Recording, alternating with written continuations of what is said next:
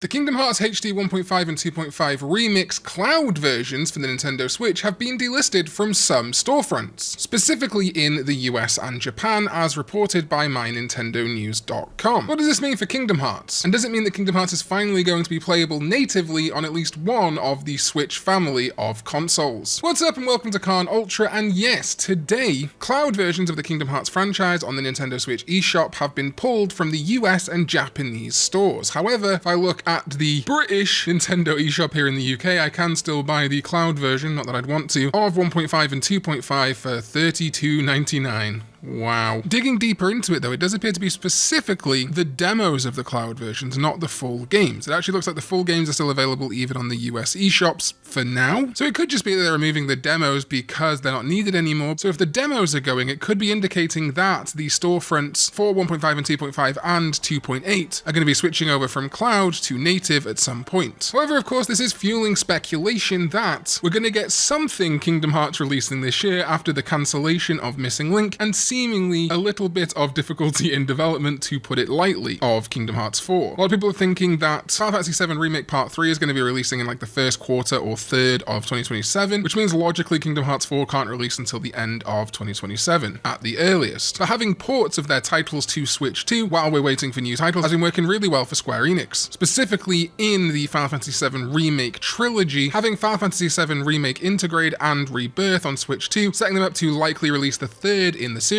on Switch 2, maybe not at launch, but certainly near. And that could really work well for Kingdom Hearts. Technically, we already have a Switch title that isn't cloud versions on the Switch 2, but only via the fact that it's Melody of Memory from Switch 1, unless I've missed a title, which is very possible outside of the cloud versions. But why would this removal make people think that we're going to get a full-on port to Switch 2? First of all, we're about to enter the not E3 time of the year, or you might want to call it the Summer Game Fest era. We already know, for example, that Sony is having their State of Play on June 2nd. It's going to be a big one. They're showing it in Alamo Draft Houses and things like that. Then, of course, we've got Summer Game Fest itself, and very likely a Nintendo Direct in June. Some people are saying it's going to be a partner showcase. Honestly, could go either way, but of course, Nintendo does tend to have a Direct in June. It would make sense, continuing their relationship with Square Enix, that they would have ports on specifically the Switch 2, though they may work some magic and somehow get it working on the Switch 1 as well. My main channel is a Digimon channel. If you're here and not there, go subscribe to Karn EX, I appreciate it. And we saw something similar happen with Digimon Story Time Stranger, where the game came out on PC, Xbox, PS5, and then months later they announced that the game is going to be on Switch 2 and Switch 1 this July, which is kind of crazy, considering that a lot of people assumed the reason it was only on the consoles and PC that it's on right now is because they couldn't get it running on something like a PS4 or a Switch 1. They managed to do some magic in that time. Now, Square Enix has had significantly longer to try and make the game work on Switch 1 natively and just haven't bothered, presumably. So I think it's way more likely, if this does mean anything, that we are going to get specifically the Switch 2 versions, but never give up hope, you know? It also would make a ton of sense for Square Enix specifically. Like I say, that roadmap for KH4 has been very long and barren, with the end of Dark Road, Missing Link getting cancelled. And if we are looking at 2027 or 2028 before KH4 comes out, at least we have a release of some kind on Nintendo platforms. I'd also really love it if they could find a way to port Chain of Memories on NSO or something like that, or kind of like the Fire Red and Leaf Green releases we got recently for Pokemon. If they can somehow get the Versus mode working on Switch, that would be hilarious. Of course, a lot of us would also like to see ports of the DS games, like Recoded 358 over 2 days, but until Nintendo makes that peripheral that we've seen teased that supposedly is going to exist at some point, I don't believe it. I don't think we're going to see DS games on the Switch or Switch 2. I have Kingdom Hearts 1.5 and 2.5 on basically every platform I own that can play it, and this isn't the first time that the games will be portable either, if you have like a Steam Deck, a ROG, etc., because of course they run on Steam. But I know a lot of people only have one console, and that does tend to be the Switch or the Switch 2 these days. So I think there's great validity in porting these games, and I hope that the cloud versions being removed is to that end. But as it does seem to still be up in places like the UK eShop and probably others, I'd take it with a grain of salt for now, but it seems highly possible to me. But Kingdom Hearts 2.8 and Kingdom Hearts 3 Plus Remind are also available as cloud versions on the base Nintendo Switch. The removal of these demos to me could even hint that we're going to get full ports of those games, which, even considering if Kingdom Hearts 3 will run on Switch 2 and Final Fantasy VII Rebirth will run on Switch 2, it's entirely possible that Kingdom Hearts 4 would also be playable on the Switch 2 on release or just after. Switch 2 fans have already made a bit of a deal with the devil. They know they're not going to get necessarily the highest graphical fidelity out of the games on Switch 2, but they look pretty great these days, especially looking at the remake trilogy, or duology so far. So I don't think KH4 would have to sacrifice a lot to work and look good on the Switch 2. What do you think? Let me know in the comments down below. Also like the video and subscribe if you haven't already, it'd mean a lot to me. Would you be excited to actually pick up Kingdom Hearts on Switch 2? Do you hope it's on Switch 1? I know a lot of people still only have Switch 1s. Let me know. Bye!